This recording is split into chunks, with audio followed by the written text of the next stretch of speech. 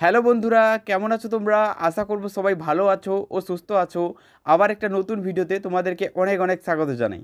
বন্ধুরা, আজকের এই ভিডিওতে আমি তোমাদেরকে দেখাবো, যদি ইমেল আইডির পাসওয়ার্ড তুমি ভুলে গেছো তাহলে সেটাকে পরিবর্তন করবে কিভাবে, নতুন একটা পাসওয়ার্ড জেনারেট করবে কিভাবে, আর পাসওয়ার্ড দেখবে কিভাবে আগের পাসওয়ার্ড, সেটাও আজকের ভিডিওতে দেখিয়ে দেবো। তো চলো বন্ধুরা, ভিডিওটিকে শুরু করা যাক। এর জন্য বন্ধুরা, তোমরা তোমাদের ফোনে মেল অ্যাপটা ওপেন করবে, দেখবে এবারে জিমেল বলে লেখা থাকবে, মেল অ্যাপ। দেখো, এই মেল অ্যাপটা ওপেন করে নেবে। ওপেন করার পর দেখো, প্রোফাইলে যে এখানে কোণেতে একটা লোগো রয়েছে, এই লোগোর উপর একটা ছোট্ট ট্যাপ দেবে। দেওয়ার পর দেখো, তোমার ফোনে যতগুলো ইমেল রয়েছে প্রত্যেকটা ইমেল এইখান থেকে চলে আসবে। এবার কোন ইমেলের পাসওয়ার্ড পরিবর্তন করতে চাও, ওই ইমেলটা এখানে চুজ করে নেবে। তো আমি ওই ইমেলটা এখানে চুজ করে নিলাম। চুজ করে নেবার পর দেখো, আবার এই প্রোফাইলে লোগোর উপরে হালকা করে একটা ট্যাপ দেবে। ট্যাপ দেওয়ার পর দেখো, এখানে একটা অপশন পাবে, ম্যানেজ ইওর গুগল অ্যাকাউন্ট। দেখো, এই অপশনটার উপরে একটা ট্যাপ দিয়ে দেবেন।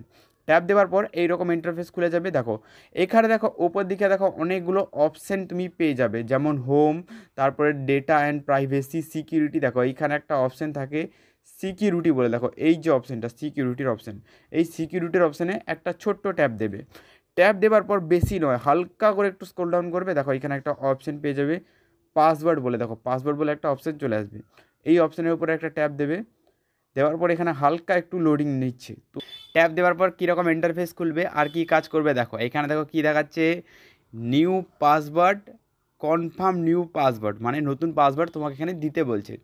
তো এখানে নতুন পাসওয়ার্ড যাই দাও না কেন, সেইখানে যেন বন্ধুরা @, আর এখানে লেটার, নাম্বার, সব কিছু এর ভেতরে থাকে।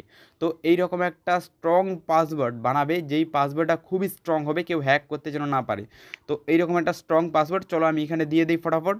তো বন্ধুরা, এখানে আমি একটা স্ট্রং পাসওয়ার্ড দিয়েছি, আর পাসওয়ার্ডটা কিন্তু প্রচুর লংও করেছি, যাতে এটা কেউ হ্যাক না করতে পারে। দেখো, এবারে একটা অপশান নিচের দিকে পেয়ে যাবে, চেঞ্জ পাসওয়ার্ড বলে একটা অপশান পেয়ে যাবে।